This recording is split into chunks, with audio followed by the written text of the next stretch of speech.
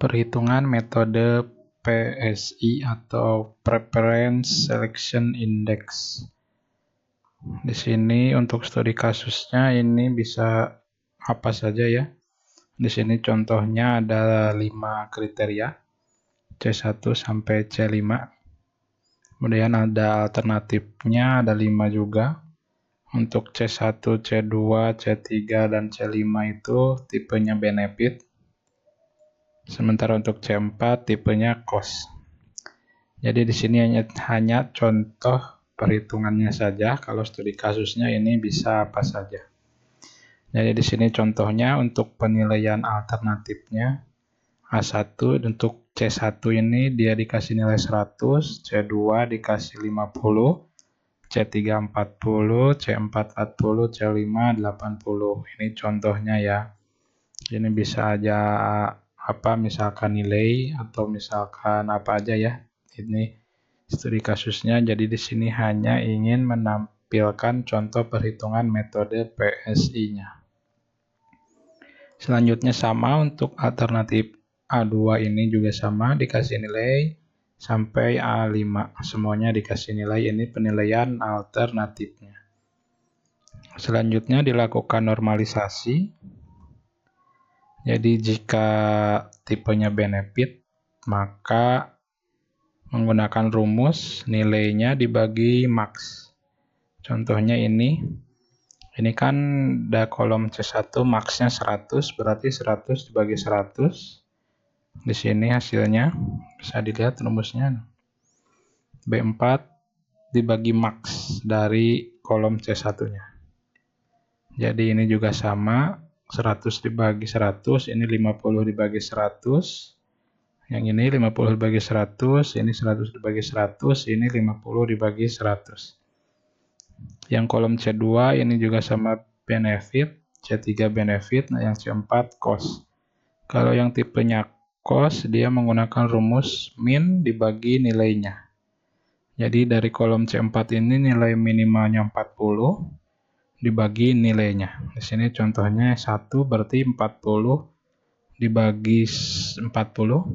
Kalau yang ini 40 dibagi 60, 40 dibagi 80, 40 dibagi 60, 40 dibagi 40. Jadi disimpan di sini hasilnya. Untuk C5 dia benefit, rumusnya sama seperti yang C1 sampai C3. Kemudian dihitung totalnya dari setiap kolomnya. Ini total kolom C1, ini total kolom C2, dan seterusnya. Selanjutnya dihitung nilai rata-rata kinerja. Jadi rumusnya 1 dibagi jumlah alternatif. Kemudian kebetulan di sini ada 5, jadi 1 dibagi 5 dikali nilai totalnya. Jadi 1 dibagi 5 dikali 4. Yang ini 1 dibagi 5 dikali 3,5. Kemudian ini seterusnya. Setelah didapat nilai rata-rata kinerja, dilakukan perhitungan nilai variasi preferensi. Ini rumusnya. Jadi B14 berarti ini hasil nilai normalisasinya. 1 dikurangi nilai rata-rata. 1 dikurangi 0,8. Kemudian dipangkatkan 2. Yang bawahnya sama. Ini 1 dikurangi nilai rata-rata dipangkatkan 2. Kalau yang sampingnya C2 juga sama. Ini nilai normalisasi 0,5 dikurangi 0,7 dipangkatkan 2. Jadi dihitung semuanya didapatkan nilai variasi preferensi. Selanjutnya dihitung totalnya dari setiap kolomnya ya, ini dijumlahkan saja. Nah, selanjutnya menghitung deviasi nilai preferensi. Rumusnya cukup dikurangi 1 dikurangi nilai total yang ini, yang nilai variasi preferensi. Jadi 1 dikurangi 0,3, 1 dikurangi 0,3 dan seterusnya. Lalu dari perhitungan deviasi ini dijumlahkan ya. Ada jumlahnya. Nah, selanjutnya menghitung bobot kriterianya. Karena di sini kan kalau metode PSI dia hanya ada tipenya saja, jadi nilai bobotnya dia nggak ada karena harus dihitung duluan. Tidak seperti metode SAW misalnya atau metode lainnya yang kriterianya sudah ditentukan bobotnya. Nah, kalau metode PSI dia enggak, dia bobotnya dihitung dulu. Sampai di langkah terakhir ini dia dihitung bobotnya.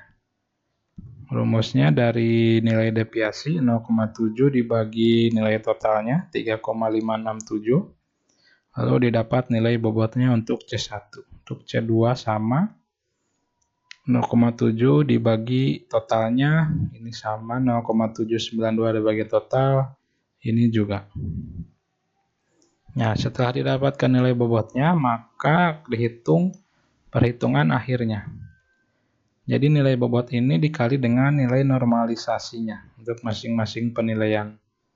Ini 1 dikali 0,1962, ini sama, ini juga sama. Jadi setelah dikali dengan bobotnya, jadi rumusnya bobot dikali normalisasi, maka didapatkan perhitungan metode PSI-nya, kemudian dijumlahkan per baris.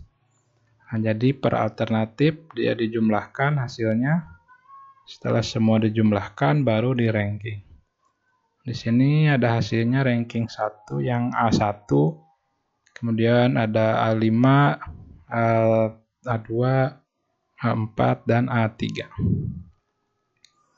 Oke, seperti ini perhitungan metode PSI. Jadi bedanya dengan metode lain, metode PSI tidak ditentukan bobotnya, tapi dihitung dulu sampai di langkah terakhirnya dia ditemukan bobotnya untuk masing-masing kriterianya. Oke, terima kasih. Dan sebelumnya kalau kalian membutuhkan file Google Sheet ini, kalian bisa download saja ya, linknya ada di deskripsi. Klik saja file, kemudian download. Jadi bisa dipelajari di laptop masing-masing. Terima kasih, semoga bermanfaat.